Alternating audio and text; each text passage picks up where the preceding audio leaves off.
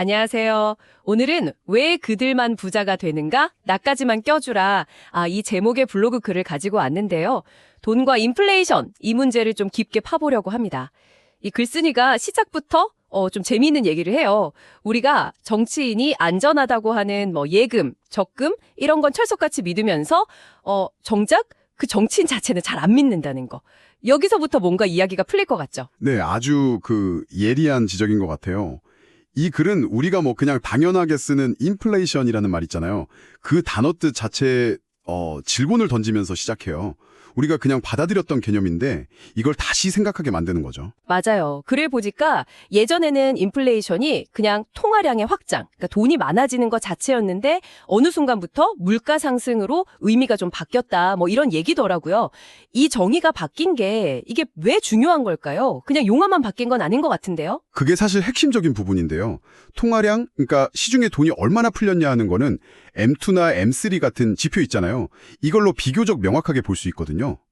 글쓴이는 옛날, 그러니까 화폐 시스템 이전에는 통화량이 2배가 되는데 막 100년 이렇게 걸렸다면 지금은 한 7년 만에 2배가 된다는 거예요. 특히 요즘에는 그 속도가 훨씬 빨라졌다고 하고요. 그러니까 돈의 양 자체가 늘어나는 속도가 옛날하고는 비교할 수 없을 정도로 빨라졌다는 거죠. 7년 만에요. 2배가.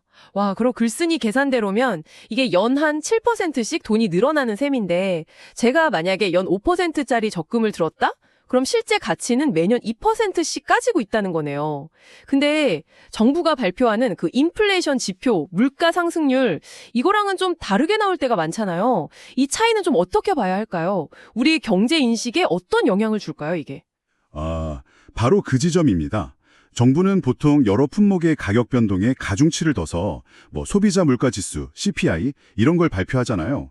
근데 글쓴이는 이 과정에서 특정 품목을 넣거나 빼거나 하는 방식, 즉 그 통계 표본 샘플을 조정해서 정부가 원하는 수준의 낮은 물가 상승률, 예를 들면 1%에서 3%, 이걸 어느 정도는 만들어낼 수 있다, 이런 의혹을 제기하는 거죠.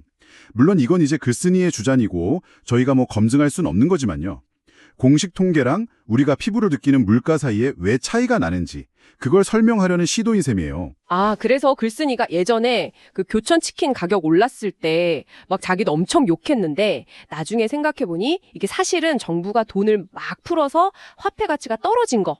이게 원인일 수도 있겠다. 이런 걸 몰랐다고 반성하더라고요. 물론 기업이 가격을 올리는 이유도 있겠지만 모든 걸 다 기업 탓으로만 돌릴 수는 없겠다. 이런 거겠죠. 그렇죠. 글쓴이는 이제 화폐 가치가 떨어지는 게 물가 상승으로 이어지고 그 영향이 가장 마지막에 월급 인상으로 나타나는 경향이 있다, 이렇게 보는 거죠. 근데 여기서 또 다른 문제가 뭐냐면 월급이 올라도 소득세 최고 세율 구간 기준 있잖아요. 이게 그대로인 경우가 많다는 거예요. 그러면 명목소득은 늘었는데 더 높은 세율을 적용받게 되니까 실질적인 부는 생각보다 안 늘거나 오히려 줄 수도 있다, 이런 문제를 지적하는 거죠. 맞아요. 그 비교가 진짜 인상 깊었어요. 1960년대에는 평균 소득의 한 20배, 그 정도는 벌어야 최고세율 대상이었는데 이제는 2배만 넘어도 해당될 수 있다? 이런 비교요. 이걸 또 로마 제국 말기에 은 함량 줄여서 동전막 찍어냈던 거, 거기에 비유하면서 경고하기도 했고요. 네, 그 역사의 교훈을 현재 상황에 좀 대입해보는 그런 시각이죠.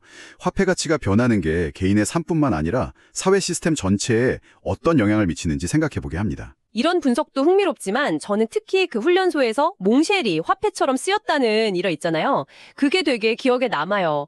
간식이 엄청 귀한 환경에서 몽쉘이 가진 그 희소성, 또 여러 개로 나눌 수 있는 분할성, 그리고 누구나 인정하는 맛이라는 신뢰, 이것 때문에 교환의 매개가 되고 심지어 권력까지 되었다는 이야기, 재밌더라고요. 네, 그 일화가 정말 화폐의 본질을 아주 잘 보여주는 예시라고 생각해요. 핵심은 만약에 몽쉘이 계속 추가로 보급돼서 그 희소성을 잃어버렸다면 그럼 화폐로서의 가치도 그냥 사라졌을 거라는 분석이죠. 단순히 맛있다는 어떤 기능적인 신뢰를 넘어서 이것은 귀하다는 희소성에 대한 사회적인 합의, 즉 신뢰가 있어야만 화폐로 작동한다는 겁니다. 그래서 글쓴이는 금이 오랫동안 화폐 역할을 했던 거나 아니면 최근에 비트코인 같은 현상도 정부가 공식적으로 이거 돈이야 하고 보증하기 이전에 이미 그 가치에 대한 사람들 사이에 신뢰가 먼저 만들어졌기 때문이다, 이렇게 주장하는 거군요. 신뢰가 먼저고 화폐는 그 결과다, 이런 시각이네요. 정확합니다. 그 비유도 있잖아요. 바이러스가 몸에 들어왔으니까 감기에 걸리는 거지 감기에 걸렸으니까 바이러스가 들어오는 게 아니다, 이런 것처럼요. 원인과 결과를 좀 명확히 봐야 현상을 제대로 이해할 수 있다. 뭐 그런 의미겠죠. 오늘 이야기, 정말 여러 가지를 생각하게 만드네요. 결국 이 글은 당신에게 질문을 던지고 있는 것 같아요. 당신에게 인플레이션의 진짜 의미는 뭔가요? 그냥 물가가 오르는 현상인가요? 아니면 돈의 양자치가 늘어나는 건가요? 그리고 당신이 생각하는 좋은 돈, 좋은 화폐의 조건은 뭘까요? 네, 이 질문들을 한번 스스로 곱씹어보는 시간을 가져보시는 건 어떨까 싶습니다.